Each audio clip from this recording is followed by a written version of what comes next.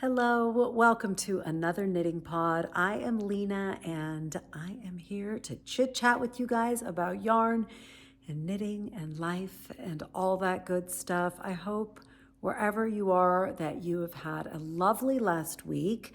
I can hardly believe it is March 1st. I don't know what is happening with time, but it feels like a runaway train and it's just going faster and faster.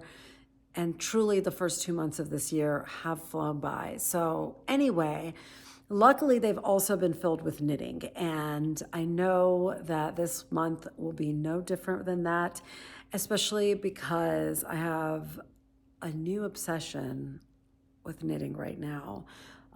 So we're just going to skip all the intro stuff and jump right in. This podcast is dedicated to Sandra because Sandra left me a comment last week.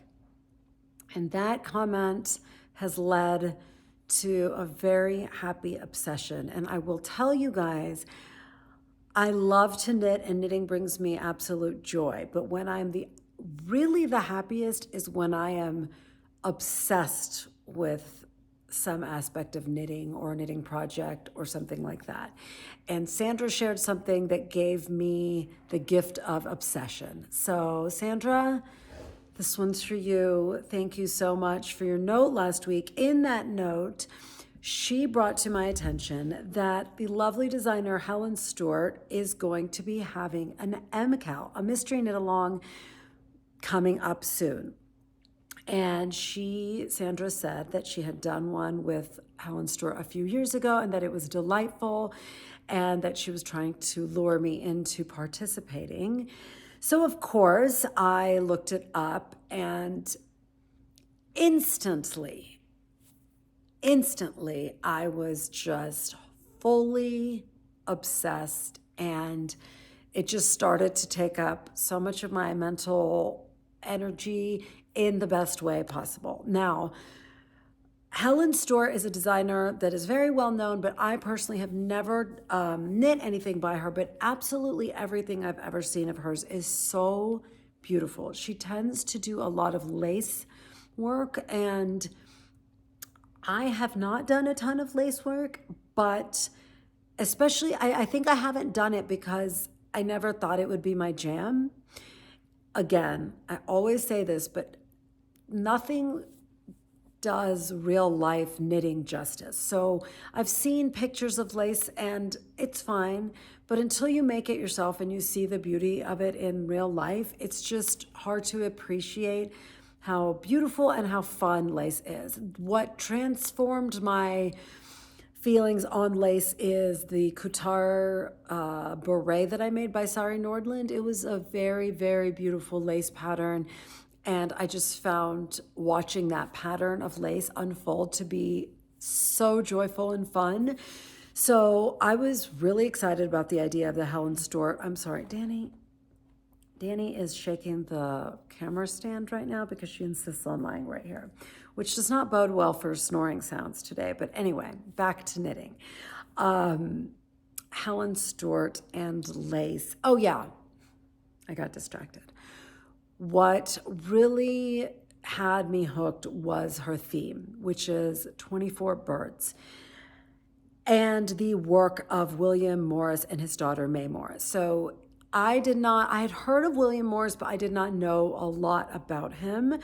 So as I became obsessed, I've been reading a lot about him and his daughter, and basically he was a textile designer and a writer and just all-around creative artist in the 1800s, and very much was passionate about handmade, beautiful things and resisting the lure of industrialization and machines just churning out everything that was formerly made by hand.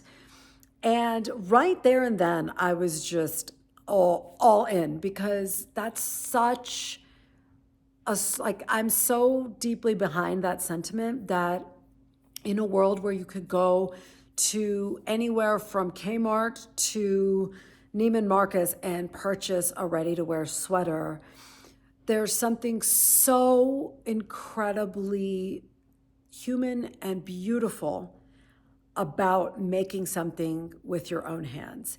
And I think if you are here right now watching a knitting podcast, you too appreciate that. And so I just loved the idea of the inspiration behind this in terms of artistic creativity and just his belief system. I just loved the inspiration behind this MKAL. I'm gonna put up some pictures here as I talk of some of his very well-known work in textiles, and his daughter was very known for embroidery in the same kind of style, and his stuff is just so beautiful and so easy to be inspired by.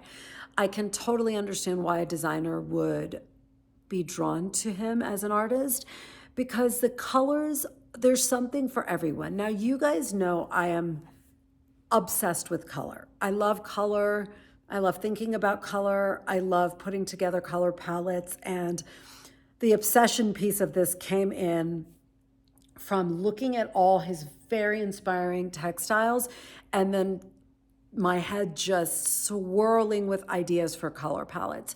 So for this pattern, you need 4 fingering weight yarns of different colors. The yarn dyer rather, I'm sorry, Kristen from Vine Yarns is putting together a few kits for her MKAL, and I did see those and I loved the colors because they were, what I've seen of his work is he uses a lot of beautiful kind of earthier tones, but then always throws in something floral that's bright or a bird that's bright. And so there's a lot of turquoise, teal, green, those kind of colors. And Kristen of Vine has done a really beautiful job of creating this lovely, unique kind of peacock teal color that I found really, really beautiful. I am not going to use one of her kits because I, like I said, really love putting together my own colors, and that's like half the joy of knitting to me. So I love not knowing what the pattern is going to be, but I love using this inspiration to kind of dive down the color rabbit hole. So as you can see from the pictures I've been putting up, there's such a range. Like if you are more of a neutral person, you can go that route. If you are into brights, you can do that. It's just, there's no end to doing whatever you want. You could stash dive, you could buy yarn, whatever floats your boat. Am I trying to lure you into doing this with me and Sandra? Yes, I am. I think it would be so incredibly fun. And here's the best part. We have time. I believe the first clue is released March 21st. Today is March 1st. This gives us 21 whole days to wrap up some of the things we're working on. If you are a monogamous knitter, you have time to finish. If you are like me and you have many things on the needles, like way too many things right now, you have time to whittle that down. And then what more fun way to spend 6 weeks of the spring than just having this beautiful tapestry unfold in your fingers, truly. It's just, I'm really, really excited about this one. I love that it's 6 weeks because there is a far greater chance that I stay on track for 6 weeks.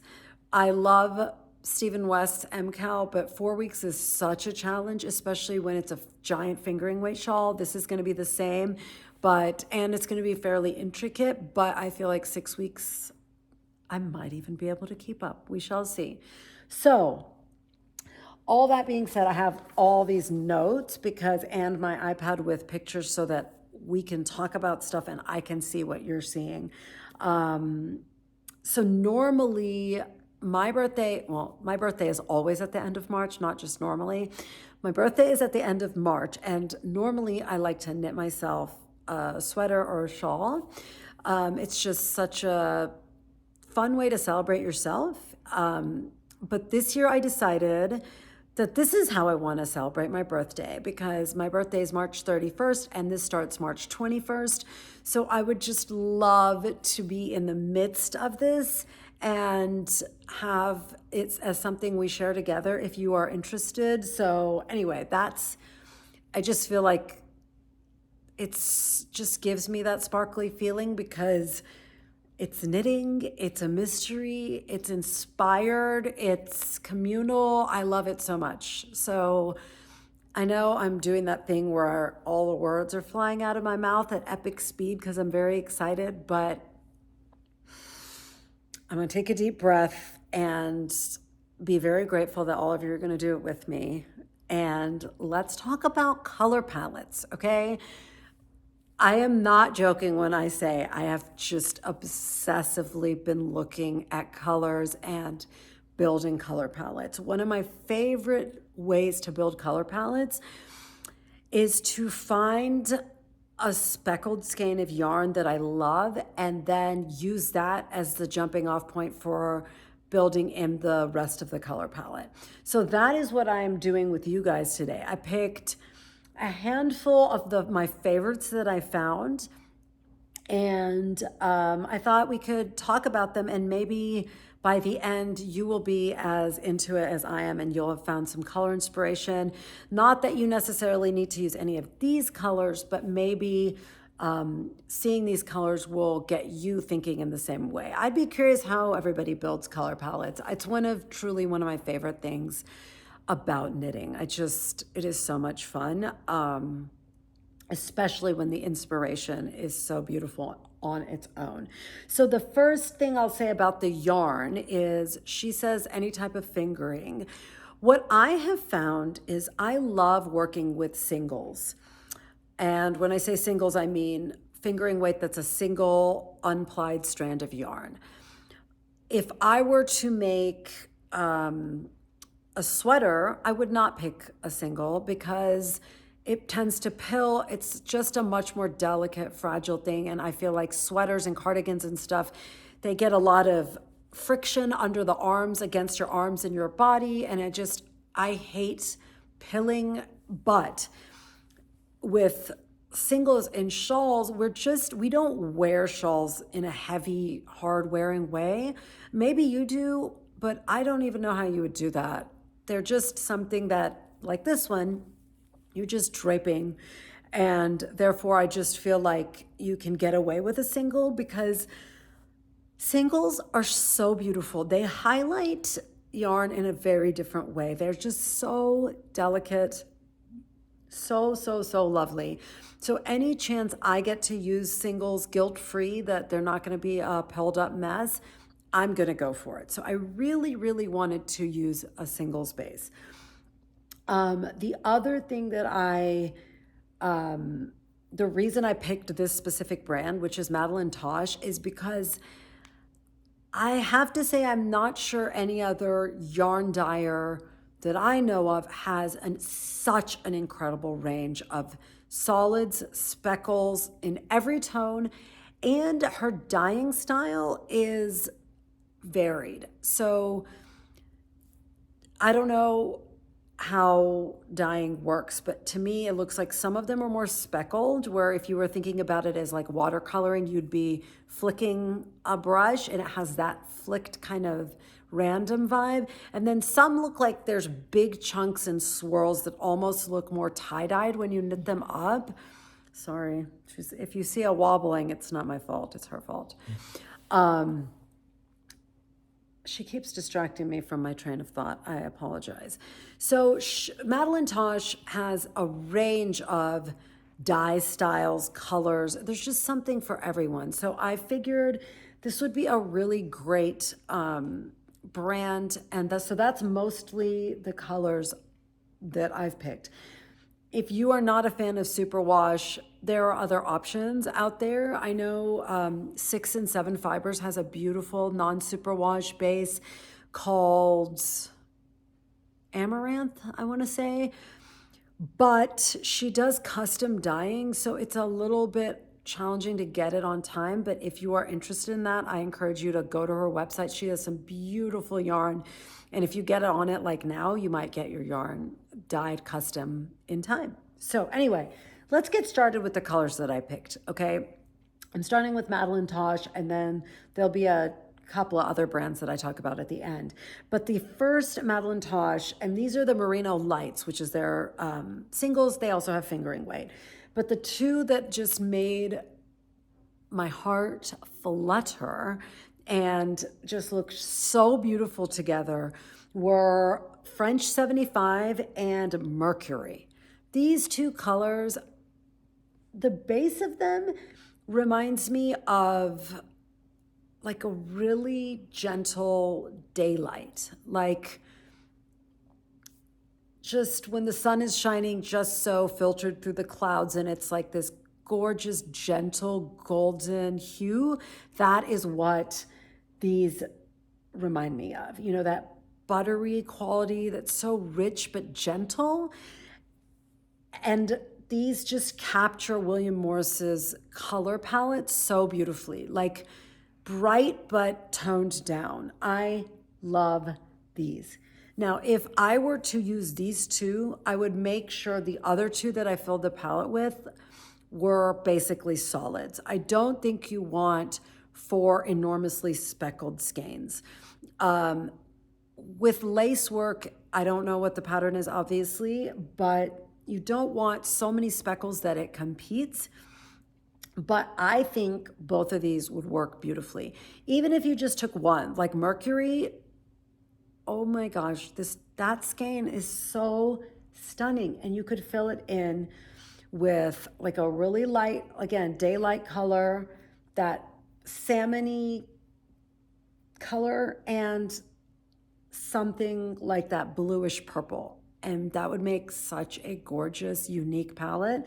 I just don't think you could go wrong. And if you want something like this, but way more toned down, French 75 would be stunning with lace. And again, there's just so many tones in there that you can pick out to build out your palette. And that's what I do. I tend to look for a yarn that makes me nuts because I am obsessed with it, and then I build around it. You know what? This is actually a good example of that. Let me show you. This is the Satellite Shawl by Andrea Mowry. I'm sitting on it, sorry. This colorway is called Sunset Dreams by Ching Fiber. Was it a single? No, it's plied. But I was obsessed with this color because Gravender is one of my favorite colors of all time. And then these bright yellow speckles, obsessed with them. In Breckenridge, where we spend a lot of time in the summers, we always have, there is this gorgeous flower that grows all over the mountains that is this small little flower with this exact color palette. The middle is like a yellowy orange, and then the petals are these gentle lavender. And ever since, I just fell so in love with those flowers. And then when I saw this yarn, it just reminded me of it. So then this whole shawl was built around that color palette. So I pulled in different lavenders. I pulled in this other Ching fiber that I don't even remember the name of. But I really like to use one color skein and just get inspired and pull in the colors that show up in there in different tones and build a palette like that. And that way, you know, there's a cohesion to it rather than just like, oh, well, this is my favorite color and this is my favorite color. And before you know it, it's a little bit more chaotic. And I really like when palettes just have like a harmony within them. So French 75 and Mercury are just high on my obsession list. The next two are Picosa Sweets and Sans Regrets. And Picosa Sweets kind of reminds me of French 75, just amped up with a little more of a sage green tone almost, a little bit more earthy. It has more brown speckles. The yellow is a little bit deeper rather than that daylight kind of tone. It looks more autumny to me. And Sans Regret is that this is what I was kind of talking about as to a different style of dyeing variegated yarns. This yarn to me has much chunkier colors rather than like just speckles of variegated color. And I like that contrast. Again, you could use this as one by itself, if you used Sans Regret, you could fill it in with lighter greens, like a deeper olivey green, and then that brown. Or if you love that peachy color, you could pull that in for a more brighter palette. But these two, again, I think are so pretty together. I think the underlying green tone that's there, that really, really light silver sage, it unifies them. And I like when it's like the style of dye there is different, so it'll show up in the shawl differently and just keep such visual interest. The other two, these next two rather, are, again, as you know, you can see this is a color I love, and these two are just, they're stunning. Paramour and Breakup Makeup. Breakup Makeup to me is that perfect, mellow, I don't even like calling this pastel, but it is pastel, but it doesn't have like a juvenile baby pastel vibe. It has a very sophisticated pastel. And I like that it is ever so slightly tonal. So when you knit it up, it is not going to look one-dimensional or flat. It's going to have dimension in that color. And to me, that is the difference in hand-dyed yarn rather than just kind of churned out by a machine looking. That tiny bit of subtle tonal variation just elevates a fiber so much. And then Paramour, it's just almost the exact same base, but with a gentle bit of speckles. And the speckles are different enough to be interesting. And to me,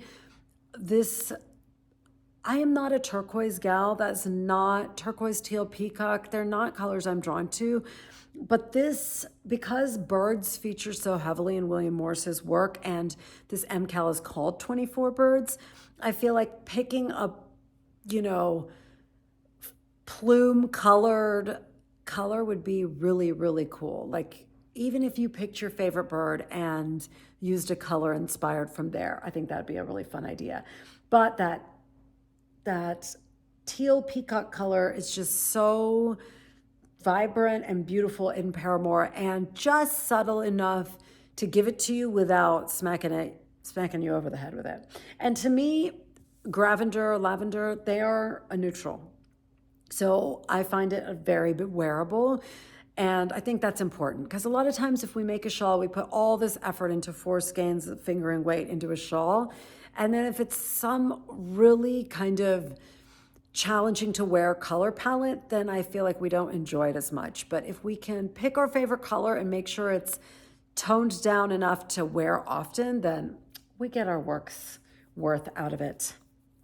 Okay, this one is a standalone because I think you could take this in so many ways, and I feel like it fits the theme of this MKAL so perfectly. It is the colorway Unplugged. This is one of my favorites. It really is so unique. It is that almost brick color, like a very light brick, but the tones in it, again, it brings in that turquoise and grounds it with some kind of charcoal gray colors. So it doesn't look wacky to me. It just looks like the perfect balance of color and earthiness. And if you built a palette around this with some much more grounded colors, this one skein will be the star, and I think that would be pretty cool. So watching this knit up would be an absolute joy, in my opinion. Absolute joy. It's just so beautiful. Like I said, if you pick a color like this, I would really lean towards keeping the other 3 tight within the same color family maybe, and maybe just variations of each other. So not lime green, turquoise, and charcoal gray, maybe much more kind of tight on that tones of gray or tones of olive or something like that. But I just love this one. I love the unexpected juxtaposition of that brick salmon color and the turquoise, and okay, you get it. You get it. It's amazing. Do you see how many amazing colorways she has, or they have? I don't know if Madeline Tosh is an actual person, but they have an embarrassment of riches on Wool & Company. If you go, you can just see all these colors. I mean, insane number of colors within each color family. Now, I've showed you a lot of brights because that's where I live, but an earthier, more kind of winter color palette that still makes me just sparkle is Caviar Dreams and Fig. Now, what I think is so special about these two in particular is that they really are reverses of each other. Caviar Dreams has a lot of variation between that lovely caramel latte color and that maroonish, I don't know what to call that deep color, but it's so rich. And then Fig is much more of that maroon color, but with slight tones of coffee and caramel in it. And together they balance each other, they reflect each other. So pretty. And Madeline Tosh has so many colors that could go into this palette. So many that it's almost impossible to pick. One of them was Filtered Daydreams. That was a gorgeous, like very creamy light brown, like coffee with a ton of cream in it. And then Farm Fresh Eggs was another colorway that would have been beautiful to finish out this palette. So if I were doing this, I would do a lighter coffee color, that tonal Caviar Dreams, Fig, and then maybe like an even deeper.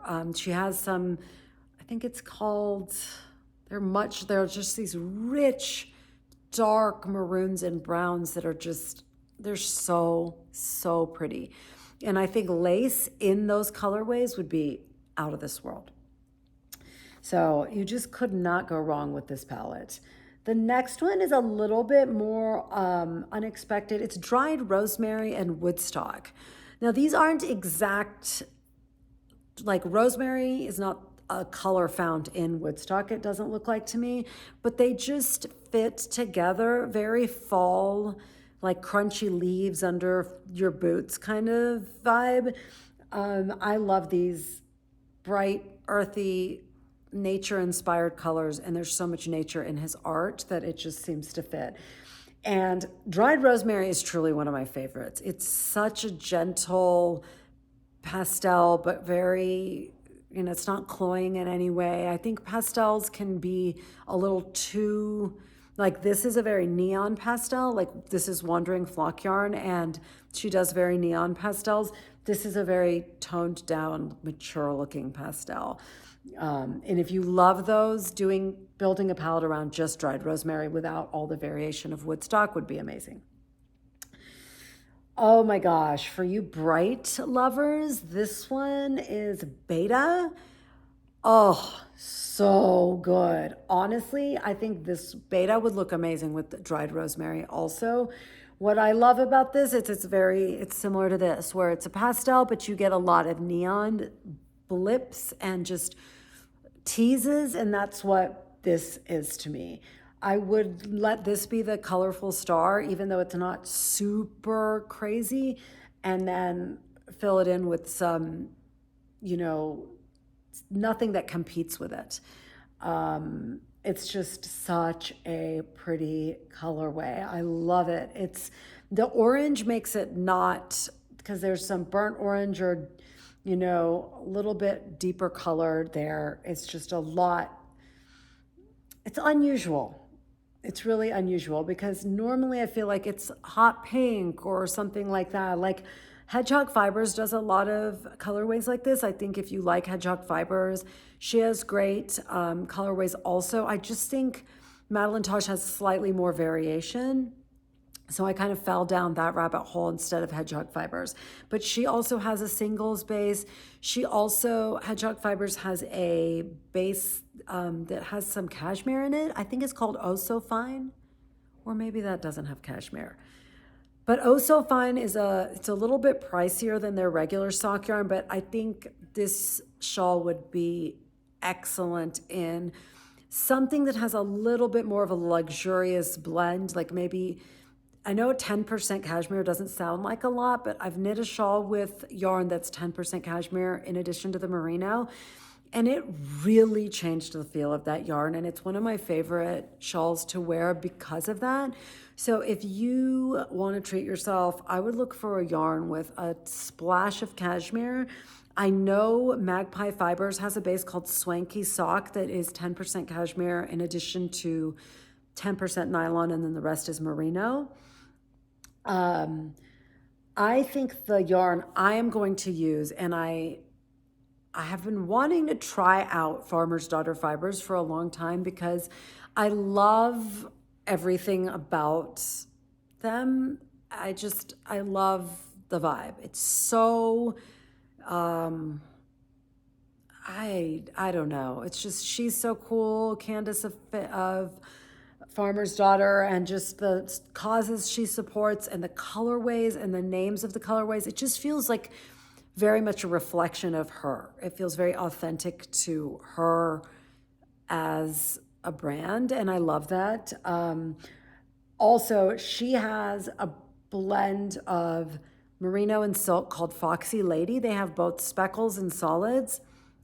And I loved the way this yarn looked on, even on screen. And then I felt like it was kismet because I had lunch with my friend Sharon, who I hadn't seen in ages, just because we both are so busy. It's hard to get together, but we finally got together this last week. And she brought a cowl to show me that she had just finished. And lo and behold, she had made it out of Farmer's Daughter in Foxy Lady. And I felt like it was a message from the yarn gods that I needed to do it because I really wanted to do it, but I was unsure because I'd never felt the fiber with my own hands. But seeing it knit up and seeing how it looked as a single and the sheen that the silk gave it, next level, you guys. OMG. And what I liked is on their website, it says that the silk makes it so soft, but also durable. That silk does not pill. So I'm hoping that it means it's, even though it has that gorgeous single ply, that it won't pill all over the place. So I was so excited to have Sharon show me that. The way it knit up was just, it was so delicate. And I think in lace, it would just be so pretty. And I think that's what it boils down to. Singles reflect that one delicate strand, just it really shines in lace work. So I actually did purchase. I finally clicked purchase because I was obsessing and going back and forth, back and forth. And before this podcast, I wanted to say that I had committed to my color palette, and I wanted to show you right here. It is Meet Me Tonight in Atlantic City, which is a very long name. I love every single color in this beautiful, crazy skein of yarn. I love that it has the turquoise that it seems to be kind of somewhere, but she was really inspired. You know, the cover art, I'll put it up here. I'll definitely make sure I show you guys here or earlier. The little thumbnail that she's designed for this MKAL is so, so, so pretty. And this yarn really goes with it. Like I said, it was extraordinarily difficult to commit to this color palette. I added some tonals in the same base to fill out the four. I will show you them IRL next week. Hopefully, fingers crossed, it comes in the mail.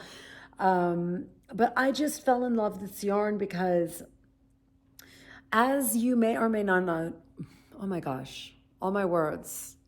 They're falling down the stairs. My words are falling down the stairs because they are so excited. I had decided late last year that I really wanted to try to knit within a color palette this year. Like I said, I just am so distractible when it comes to color. I'll see any old color and then I'm like, yep, gonna make a giant shawl in that, not even contemplating whether I would want to wear it or anything like that. So this year I'm trying to bring a little more focus to my color palette by working within a color palette. And I don't remember, it might have been during Vlogmas last year that I showed you the color inspiration. It was so random and silly. It's a eyeshadow palette that this one makeup artist had shown on her podcast, and I'm not going to wear those eyeshadows because I'm over all that stuff, but that color palette I just knew when I saw it, that's the color palette I want to work within. And this just feels like the best of all of that.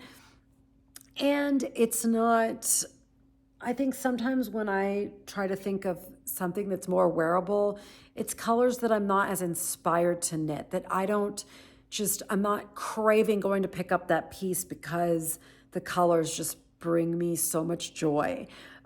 This skein, I just don't think I'll be able to tear myself away from this project if I get to watch this skein of yarn unfold. It's the same kind of spin cycle vibe where you're not quite sure what's going to happen. That's how I feel about this skein. The rest are absolutely not variated. There's no speckles or anything because I wanted this to be the star, and I didn't want it. Like I said, I just end up sometimes getting carried away with color, and then I just end up with something I had a lot of fun knitting, but that I never really reach for. I'm hoping this is both a joy to knit and a joy to wear. You know, with MKALs, you give over a lot of control, obviously, but I think what you get back is a lot of inspiration, and there's just so little as adults that surprises us. Do you know what I mean? Like in a good way. Surprises as adults tend to be bad, but I don't know, we tend to be able to protect ourselves from things we don't like and keep on doing the things we think we like. And I think an MKAL is a really cool way to see if maybe there's something new that you would like. For instance, Stephen West's, the last MKAL I did was Twists and Turns, and I loved cabling. I really, really did. I learned so much about something new that I loved. And now it just informs how I pick projects a little bit differently. So that is where I am. I am definitely committed to my palette because I purchased it. I know I am working on not buying yarn and using the yarn I have, but because this is my personal birthday project, I felt full permission to buy a whole new set of yarn because I looked in my stash and I don't have anything. I have so many bits and bobs left over, but to build a cohesive palette for a piece that will look like it's not just put together, I just don't have that much yarn. So yeah, I'm so excited. I truly don't think I can express how excited I am and how grateful I am, Sandra, to you for bringing it up to me. And I've told you guys this over and over, but I really feel like even though we aren't truly together in our space, we are together in that you influence me so much when you bring things to my attention. I just feel very lucky because it's hard to find knitting friends in the real world, but I feel like I have so many knitting friends in my life because you guys are all my knitting friends. So lucky, so lucky. So I am really, really excited. Like I said, Magpie has that beautiful yarn if you want to check that out for your own. color inspiration. I really feel like Malabrigo would be another good yarn. I think they have some fingering weight that's a blend with some silk or cashmere, and their colors tend to be, very watercolor, beautiful. Would be curious to see what other brands you guys turn to when you're looking for color inspiration. I am just really, really excited to work with a brand and a type of yarn I've never worked with before. That just ups my excitement about this project even more. So, moving on from all the color palette building, I have to tell you, somehow, I'm not quite sure how, I've ended up with more projects on my needles than strictly brings me joy. It just happened. I think there were a couple of projects that were long-term projects that have now come to the last third that I'm like, oh, this is no longer a long-term project. This is kind of, I need to finish this. In that category, I would put the heirloom quilt cardigan that I'm making. I'm not showing you that right now because I have not touched it. This is my plan. I think I have, I have 2 shawls and 2 cardigans and that collar that I was making. Those are the 5 things that I have on my needles right now. So my goal over the next 3 weeks is to get 2 things off my needles. And I am like 1 day away, possibly today. Actually, there's no way I can't finish this today.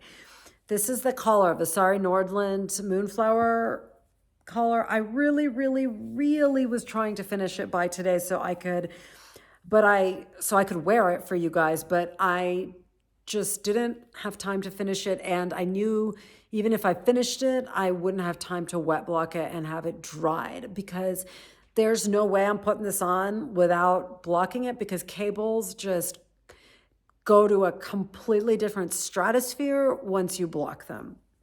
So this piece has been an absolute joy. Every stitch, every row has been so much fun, you guys. So much fun. I was telling Sharon when we had lunch together that, one time I went to her house and she was showing me all of her unfinished projects. And one of them was the Oban cardigan by Thea Coleman, I think. And I remember saying to her at the time, like, why is this languishing? And I had never done like a huge cabled project. And she's like, now you understand why it was languishing because it's like 5 different giant cable sections that repeat and you're doing the whole body, then the sleeves. It's just too much to me. It's like it's like a marathon of knitting. You have to have the focus and stamina to keep it going for a really long period of time. This was the exact opposite. It was a challenge, a real challenge at the beginning, but the size of this project was it was like the perfect chunk of joy. It just reminds me of like eating the perfect cookie that tastes perfect and is the perfect size and doesn't leave you feeling like filled with self-loathing because you ate 8,000 cookies. It's just perfect. This is the perfect cabled project. So you start with the back and it has this gorgeous pattern down the center. Then it has this braided cable on the side and then the faux cable. Then you pick up the front panels separately and then knit them until you join and then you go down. And then finally pick up the collar. Y'all know how much I love picking up stitches. And I'll tell you, your friend, the dodo bird here, picked up the stitches the wrong way so that the ridge of picking up the stitches was facing the right side. And I was like, by the time I kind of figured it out, I'd already knit 2 rows around and I was just like, dodo, man. I was so mad at myself. And I kept pushing because I thought, oh, no one's going to pay attention to that. No one's going to see that. And then the turtleneck will fold over. But then when I looked at her pictures, it only folds over to here. And that giant, hideous ridge was going to be like the most prominent thing. And when you've put this much work into beautiful cables, I just did not want this hideous ridge right here. So I ripped it out and redid it. And rarely do I do that, but this was like a time that it was so worth doing, because now it has this like really pretty smooth profile from the ribbing down into the body. And I think it's just going to be beautiful. And I think it's going to have the impact of a sweater without all the work. Do you know what I mean? Like once I put this on, like it's going to look like whatever I'm wearing is cabled. It doesn't, and you could even wear a shawl over that and just be a delightfully hand knit free spirit, and you're winning in my book. So this guy is just absolutely stunning. I feel like the yarn has been such a perfect match. This is Hedgehog Fibers in the Tweedy, original Tweedy. I love it, but it's to me a bit itchy. So I'm glad this is loose and will have a layer under it so it won't be terribly problematic. The collar is, again, folded to be a turtleneck. So it's got to be about 6 3/4 inches. I think I am at 5 3/4 inches. So all I have to do is 1 more inch of ribbing and bind off and block. I already wove in most of the ends. I am just so excited to have this off the needles. I will be praying for colder weather so I can rock this. So this will be 1 of 5 off the needles very, very soon. The other thing that my goal is to get off my needles is my half and half triangles wrap by Purl Soho. It's large. Oh wait, this is the wrong yarn. I have the Hedgehog Fibers right here. I have been making this for my daughter for quite some time. Not quite some time. I think I cast this on last summer, and it is, I'm going to put some needle stoppers on the needles because I'm scared that that's how many projects I have right now that I don't even have any of these needle stoppers that are my favorite. I don't even have any free to keep on all my projects. That's how you know you have exceeded capacity.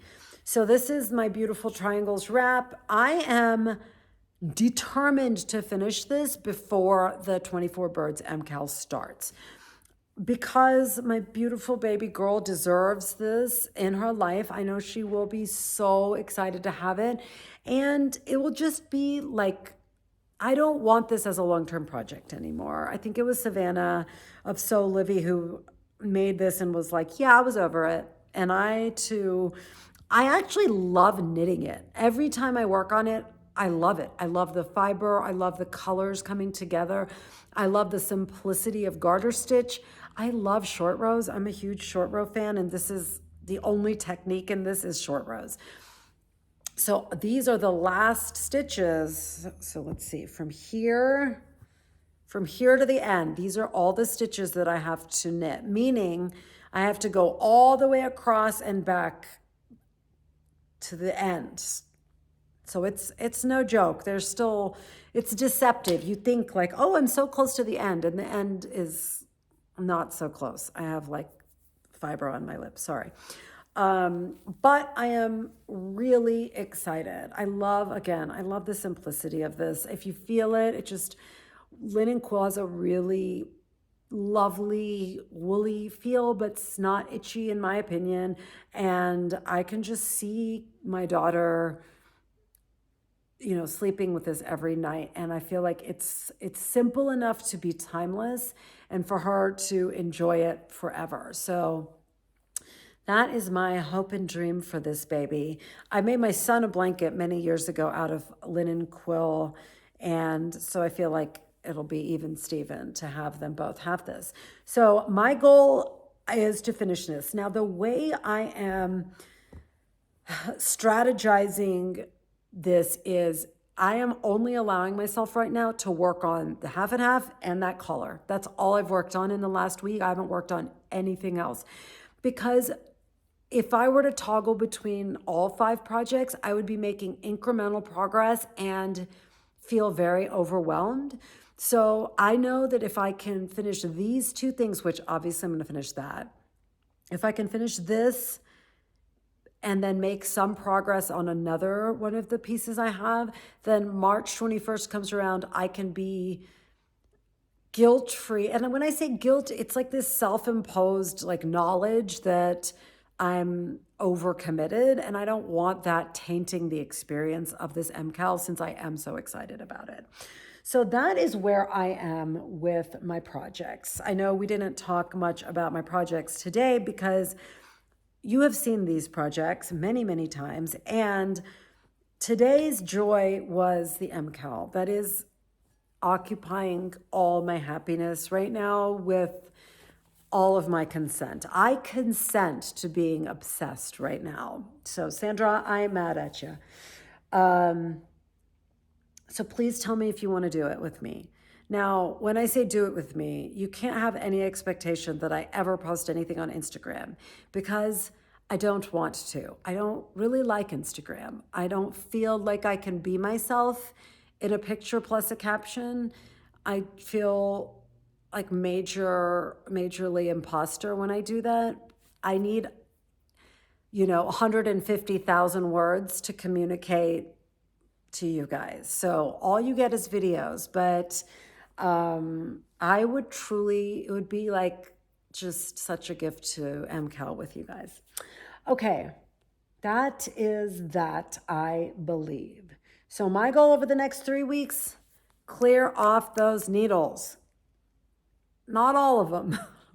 Sadly, I have too many needles, so they're all over the place right now, but get it down to a more manageable place. Okay. That is all the knitting content. 51 minutes, that is all. That is all you get for knitting content. I realized this week that because I was so sick in January, I never got to talk to you guys about New Year's. And it's such a shame. And now it's March and it's absurd. Like it's no longer, sorry, I have fiber itching my nose. It's no longer acceptable for me to have an episode about New Year's, right? However, I still have New Year's energy right now. And one of the things I have been thinking about a lot, I feel like, I don't know if it's my generation. I mean, obviously I only know my own experience, but I feel like New Year's was ruined for my generation because all it ever was for women of my generation was weight loss. That's all we got for New Year's resolutions. How are you going to be hotter? That was like the only New Year's resolution that was presented and taken on by anyone, is how I felt. Maybe there were different things going on, and unfortunately, I was not involved. So since I've become happily middle-aged and completely rejected that notion, I feel like I've had this really negative view of New Year's resolutions.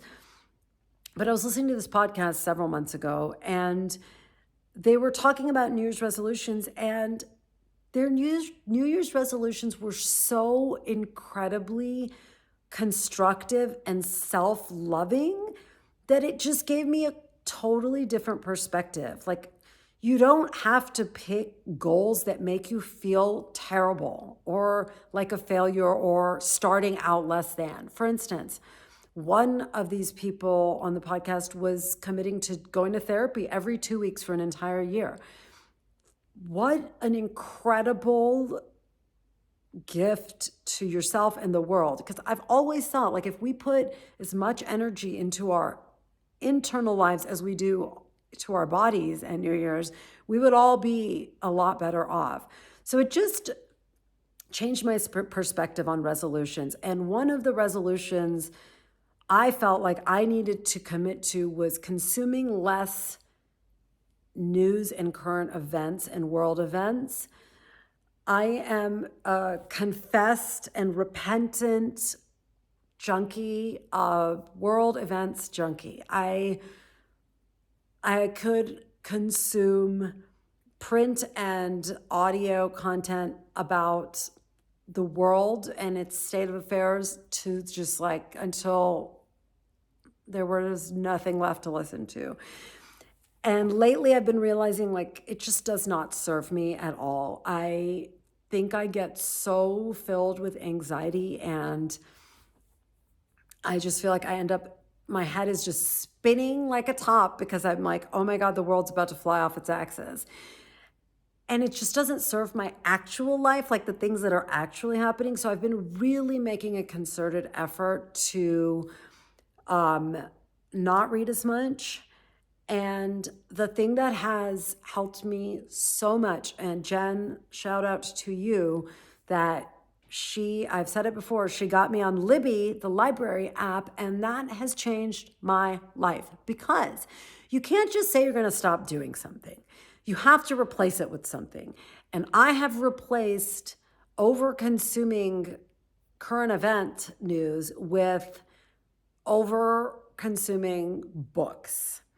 I've always been a huge reader. I love, love, love to read, and I've always read a lot of fiction. But what I would used to do is like at night, I would read a lot of news articles and then go to bed just filled with anxiety. So instead, I've been loaning more books, print books from the library and reading like memoirs and stuff at night and feeling so enriched by that rather than feeling so, filled with concern about the future.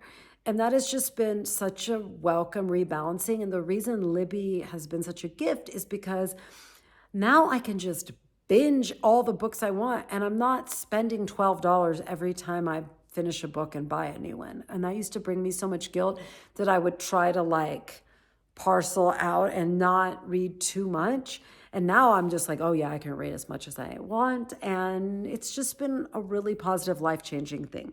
So real quick before we go, because I didn't get to do this last week or I think the week before, I have so many books I wanted to share with you. So first, what was it? Unsheltered by Barbara Kingsolver. If you watch my favorite books episode, Demon Copperhead was probably my favorite book from last year. I just felt transformed by that book as well as entertained. And like, let's be real, we need to be entertained while we're being transformed. Like make it taste good while it's going down, right? So after that,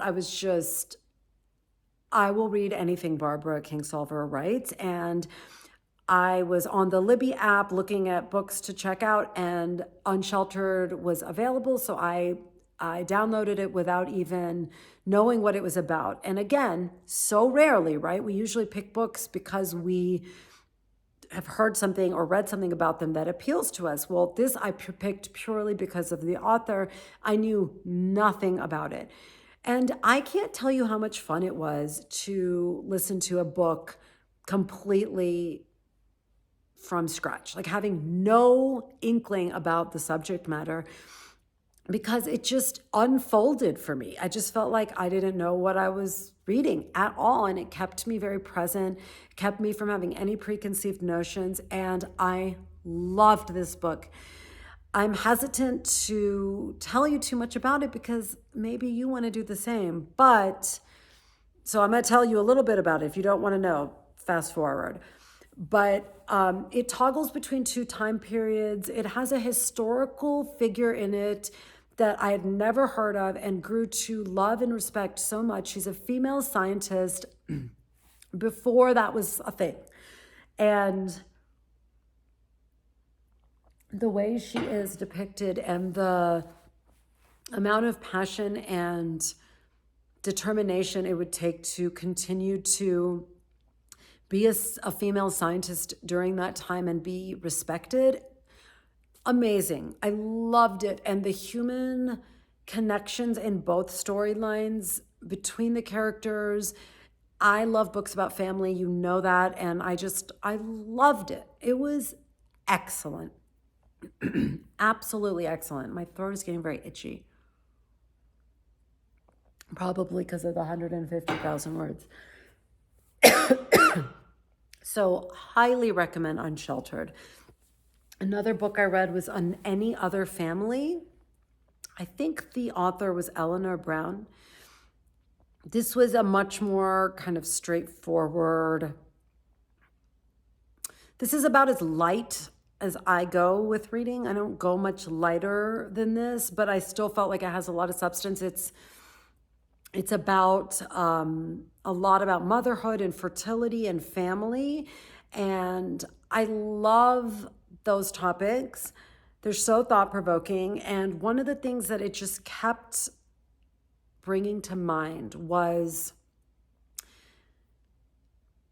how so many of our issues with our family or people that are in our lives that we're close to boils down to the fact that the way one person gives love and it might not match with the way the recipient receives love.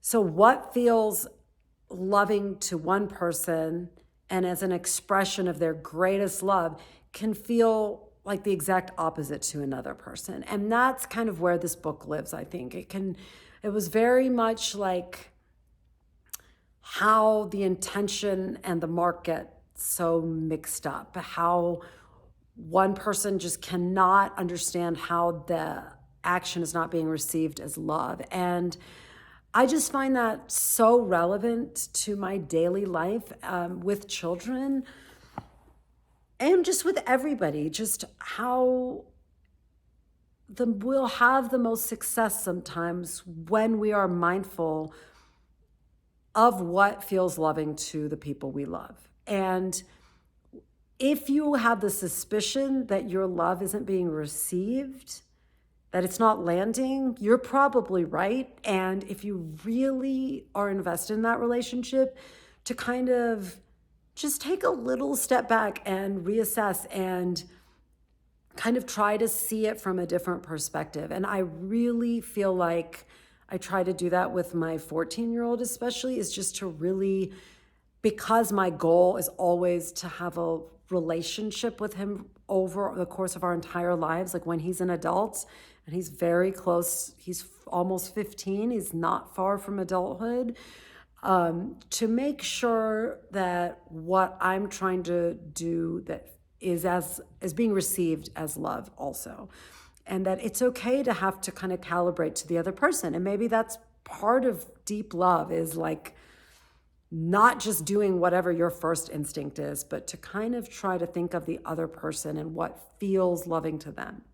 So if you enjoy stories about family and women, I don't want to ruin anything for you guys. Not that it's all out there within the first 10 pages, but if you enjoy it's a much tighter timeline and state of affairs than Unsheltered. So it's a much easier read. I think you would enjoy it. And then what else? What am I reading now? I think it's hard when you love a book by an author and then you read something else by them. You're always scared you're going to be disappointed. So Heaven and Earth Grocery Store was one of my favorite books from last year by James McBride. And James McBride wrote Deacon King Kong, I think 4 years ago. And I hadn't read it. So before Heaven and Earth, he wrote Deacon. And I was very reluctant to pick it up because he has a very particular writing style that sometimes I'm like, I just have to have the bandwidth to process it. So I was a little worried that I wasn't going to have that bandwidth. But again, Libby to the rescue. She is a she. She is that present in my life. But because it's the library, I was like, if I don't click with it right now, I can just return it. It's no big deal. Absolutely obsessed. It is so spectacular. I mean, dare I say, it feels blasphemous to say this, I think I like it better than Heaven and Earth Grocery Store. It is he's so brilliant, such a brilliant writer, in that a unique gift I think he has is bringing to life an entire community. He doesn't just bring to life a character or the 5 main characters. You feel the aliveness of the communities that he writes about. And it's very consistent style-wise with Heaven and Earth. I think if you like that book, you will love this one. I was crying the other day just at, his use of language to uncover people's hearts and deepest feelings is poetry. He's brilliant. I absolutely want to read everything he has read. He has written. He has written a memoir called The Color of Water about his mother. And I'm dying to read that. I will definitely be reading that. So I couldn't recommend Deacon King Kong enough. It is devastatingly good. And I will be devastated when it's over because it's so good. Next level. So reading is saving my life right now. Reading and this MKAL are saving my life. I am actively trying to stay... Scout, hey, woman. She doesn't respect the pod. We've been having bobcats in the back, though, so she can't be blamed for wanting to go do her job. But also, she might just be telling me to shut my trap and move on with my day, because y'all need to go live your lives. But I had so much to share with you, obviously, today. So I hope you have things that are saving your life right now, because I don't know, maybe the world has always been crazy. It's just we hear about it so much right now. Or just there's so much information available to us that it just feels like overwhelming sometimes. And I am actively going ostrich style, sticking my head in the sand just for like at least a few more days, because it's really nice to just be contented within your own life. So if you are so inclined, I give you permission. You don't need to know everything horrible that's happening in the world. It will not stop everything horrible from happening. So that's that. And real quick, I did not even talk about this. I jumped right into the MKAL. This is the last hat I finished in Portland. This is I always forget if it's Poofy Puff or Puffy Poof, okay? Whichever one of those it is, it's that. It's Jessie May, Wandering Flock, sport weight, held double with the merino. I promised you I would wear it this week, so I did, and I love it. And one real quick thing, I ran a string of elastic just literally under one leg of each stitch. Oh my God, I'm doing this to every hat I have. You can pull it as tight as you want or not. It just gives it a little more firmness against my head, which I love because I can never find patterns that are small enough for my pinhead. And this trick is going to solve all my problems. So if you have the same problem as me, that you're a loose knitter, grab some really cheap elastic. I got some from Walmart for like $1.30 or something. And now I'm going to do that for all hats. And I still need to do that for that pair of socks, but it worked like a charm. So that's that. All right, my friends, let me know if you want to join in on that MKAL. I know Helen Stewart would love to have you, but so would I, because you're going to be hearing a lot about it. Whether that's good or bad, I don't know, but I'll be talking about it here. So I can't wait to hear your thoughts. As usual, leave me a comment. Subscribe if you're new here. Always a pleasure to be with you guys. Have a wonderful weekend, and I'll see you next week. Bye.